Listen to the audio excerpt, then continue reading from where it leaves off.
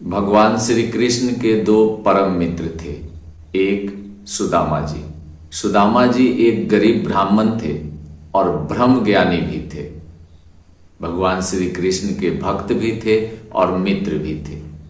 भगवान श्री कृष्ण अपने अवतार के सभी लक्ष्य पूरा कर लेने के बाद धरती को छोड़ने से पहले सुदामा जी को तीनों लोक दे दिया था, तीनों लोक का मालिक बना दिया था।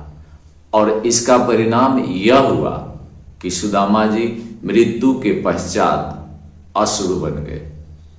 तीनों लोकों पर कब्जा करने के लिए असुर बन गए और एक असुर बनकर तीनों लोकों पर कब्जा कर लिया। इसका भावार्थ यह होता है कि जब भी धन संपदा आपके पास आती है तो असुरी प्रवृत्तियां भी आपको सताने लगती है, आपके अंदर प्रवेश करने लगती है। एक ब्रह्म ज्ञानी थे सुदामा जी, फिर भी असुर बन गए। दूसरे मित्र थे उद्धव जी। उद्धव जी भी इनका नाम लिया जाता है। उद्धव जी भी ब्रह्म ज्ञानी थे और महर्षि वेद व्यास महाभारत में जब भगवान श्री कृष्ण और अर्जुन का संवाद लिखते हैं तो उसे श्रीमद् भागवत गीता कहा जाता है। किंतु भगवान श्री कृष्ण और उद्धव जी का जब संवाद लिखा जाता है तो उसे उद्धव गीता कहा जाता है। महाभारत में ही उद्धव गीता का वर्णन मिलता है। दूसरे मित्र थे उद्धव जी।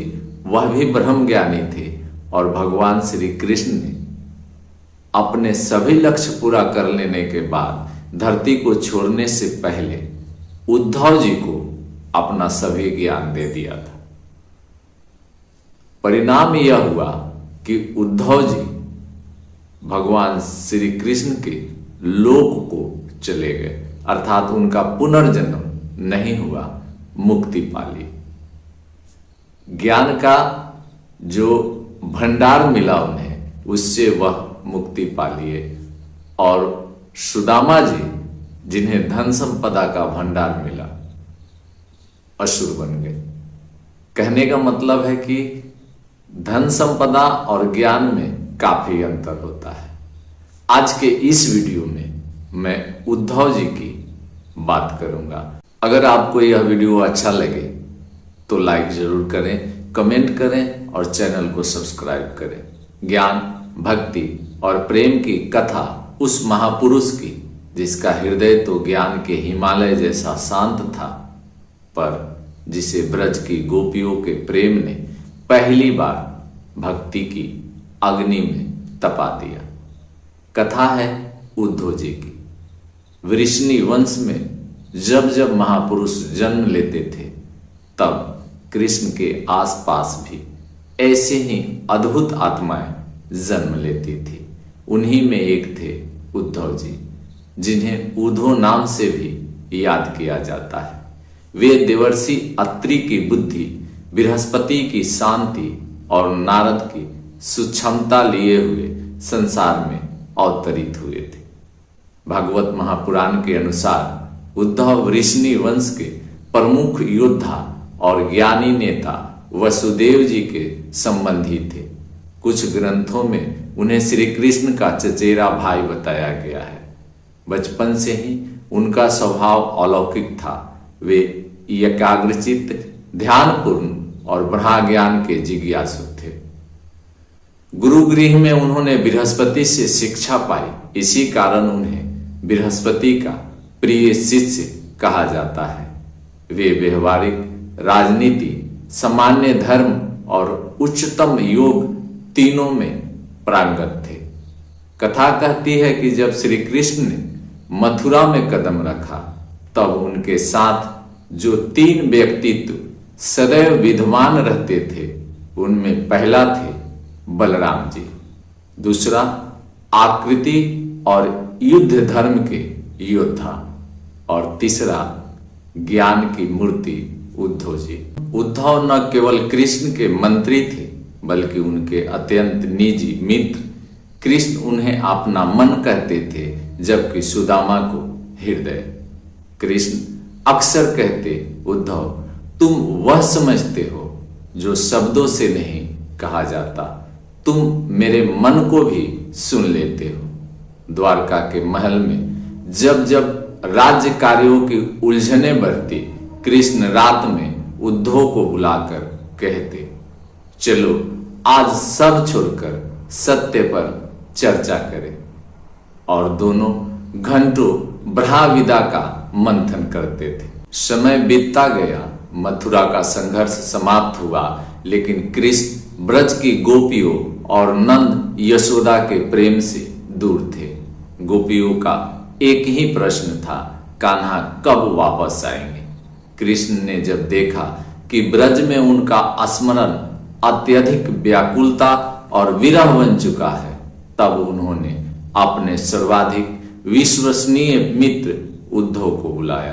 कृष्ण ने कहा, उद्धव ब्रज जाओ, मेरे माता पिता को सांत्वना देना और गोपियों को यह संदेश देना कि प्रेम शारीरिक नहीं आत्मिक होता है।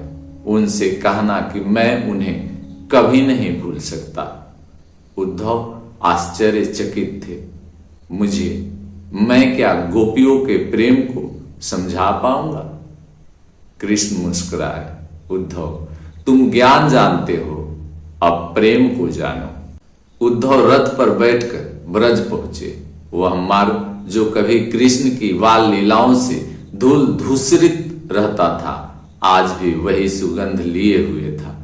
गोपियों ने जैसे ही उद्धव को देखा, वह समझ गए कि यह कृष्ण का दूत है। उद्धव ने कृष्ण का संदेश सुनाया। गोपियों, कृष्ण का कहना है कि मेरा स्मरण करो, योग करो, आत्मा को समझो। प्रेम आत्मिक है, देह में नहीं रहता। गोपियां मुस्कुराई, उद्धव जी हम योग क्या करें, हमारा मन ही तो कान्हा है। जब मन ही नहीं तो ध्यान किसका करेंगे? दूसरी गोपी बोली, हमने प्रेम से उन्हें बांधा है, क्या ज्ञान का तर्क इस बंधन को तोड़ सकता है? तीसरी गोपी ने कहा, उद्धव क्या तुम जानते हो, जब कान्हा मथुरा गए, हम अपनी छाया तक को पूछती रह गई। यह प्रेम शरीर से नहीं आत्मा से बहता है। उद्धव मौन हो गए। पहली बार उन्होंने ऐसा भक्ति प्रेम देखा जो ज्ञान से भी श्रेष्ठ था। भागवत पुराण कहता है, उद्धव गोपियों के सामने खड़े होकर प्रेम के विद्यार्थी बन गए। ब्रज में उन्होंने महीनों बिताए, कभी नंद से मिले, कभी यशोदा के आंसू पोंछे, कभी गोपियों के साथ कृष्ण की लीलाएं सुनी। अंततः उद्धव ने स्वीकार किया, कृष्ण तुमने मुझे ब्रज भेजकर मेरे ज्ञान को पूर्ण किया। अब समझ आया कि भक्ति ज्ञान से ऊंची है। उद्धव जब वापस लौटे, कृष्ण ने पूछा, मित्र देख आए प्रेम? उद्धव की आंखें भर आई। प्रेम नहीं, प्रभु बढ़ा देखा। वह ब्रज की गोपियों के हृदय में बसता है। कृष्ण मुस्कुराए। उन्हें पता था उद्धव बदल चुके हैं। वर्ष बीतते गए। द्वारका में यदुवंश में कलह बढ़ा। श्री कृष्ण जानते थे कि उनका अवतार कार्य पूर्ण हो रहा है। उन्होंने उद्धव को एकांत में बुलाया। भागवत महापुराण में इसे उद्धव गीता कहा गया है। यह वह क्षण था जब श्री कृष्ण अपने अंतरतम का ज्ञान उद्धव को सौंप रहे थे। उद्धव, मेरी अनुपस्थिति में यह ज्ञान ही संसार को दिशा देगा। सत्य, भक्ति, योग, वैराग्य, इन सब का सार मैंने तुम्हें दिया है। अब तुम ही मेरे प्रतिनिधि हो। यह संवाद लगभग 24 अध्यायों में विस्तृत है। उद्धव गीता को वेदांत का अद्भुत ग्रंथ माना जाता है। कृष्ण के देह त्याग का समय निकट था। यदुवंश आपसी संघर्ष में नष्ट हुआ। द्वारका समुद्र में डूबने लगी। श्री कृष्ण ने उद्धव से कहा, उद्धव यह माया से निर्मित नगर अब अपने अंत को प्राप्त होगा। तुम हिमालय में जाओ, वहां तप करो, संसार को मेरा ज्ञान देना। तुम्हारा जीवन अब संसार के दीप है। उद्धव रो पड़े, प्रभु मैं आपको छोड़कर कैसे जाऊं? कृष्ण मुस्कुराकर कहा, उद्धव मैं कभी कहीं जाता नहीं, मैं प्रेम में बसता हूं, ज्ञान में प्रकट होता हूं। उद्धव ने कृष्ण के चरण स्पर्श किए और हिमालय की ओर प्रस्थान किया। कथा कहती है कि हिमालय में बद्री क्षेत्र के समीप एक गुफा में उद्धव ने गहन तप किया। वह स्थान आज भी उद्धव गुफा के नाम से जाना जाता है। उन्होंने कृष्ण के धाम गगन के बाद अपने तप के अंतिम क्षणों में कृष्ण का स्मरण किया। कृष्ण के अवतरण का सारा ज्ञान, सारी भक्ति उनके भीतर उजागर हो गई। एक दिव्य प्रकाश प्रकट हुआ और उद्धव उसी प्रकाश में विलीन हो गए। भागवत महापुराण बताता है, उद्धव ने देह छोड़कर वही लोक पाया जहां कृष्ण निवास करते हैं। यही था उद्धव का जीवन, ज्ञान से शुरू होकर प्रेम में परिपूर्ण हुआ और कृष्ण की भक्ति में समाप्त हो गई। उद्धव की कथा हमें यह सिखाती है कि ज्ञान बड़ा है परंतु प्रेम सबसे बड़ा, क्योंकि जहां ज्ञान तर्क देता है वहीं प्रेम आत्मा को मुक्त कर देता है। इस वीडियो में इतना ही। अगले वीडियो तक मुझे इजाजत दे। जय श्री कृष्ण।